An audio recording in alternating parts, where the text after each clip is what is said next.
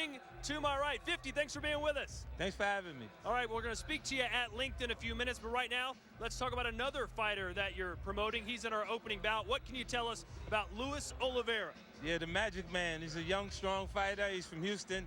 He's actually fighting out of Arizona right now. He's trained since January for this actual bout. This is his pro debut. Check him out. All right, let's see if the Magic Man can get his professional career off on the right start. Let's send it down to the man that will be calling the action ringside, Joe and Teddy. Thank you very much, Todd. So back-to-back weeks with IBF World title belts on the line on Friday Night Fights. Our main event, we will get you set for that throughout the evening, but let's start the night with 4 rounds. Junior welterweights, Rafael Munoz against the pro debuting Luis Olivares, promoted by 50 Cent. And there is Rafael Munoz. Now, Munoz has been inactive recently. Turned pro in January 2011, fought in April of that year, but then 22 months away from the game after losing his second fight, a 4-round decision.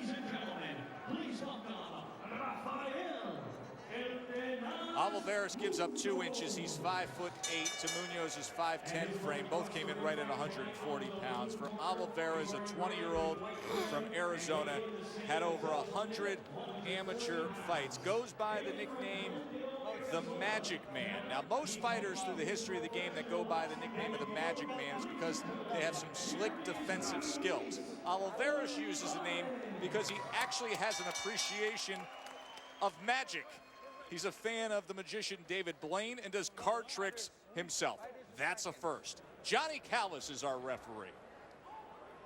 Tenaz, Luis, you received your instructions in the dressing room. I want you to protect yourself at all times. Above all, obey my commands at all times. Right now is your first command. Touch them up.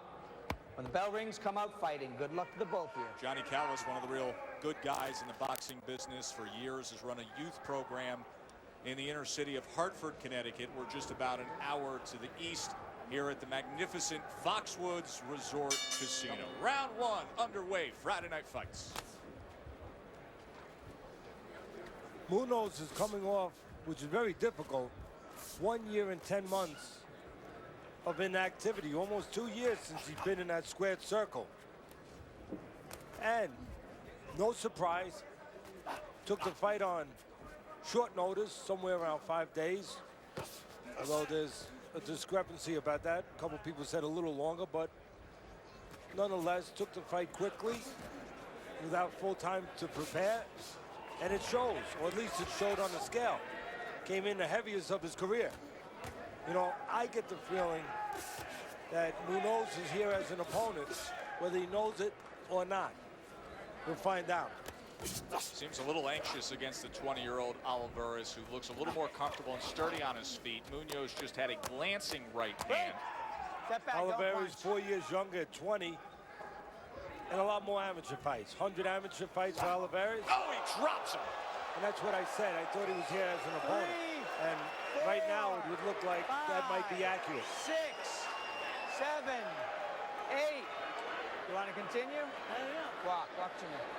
Like I said, Olivares, 100 amateur fights, only 30 for Munoz. So even though Olivares 4 years younger, much more experience. Good left hook that time, and Munoz is in trouble again.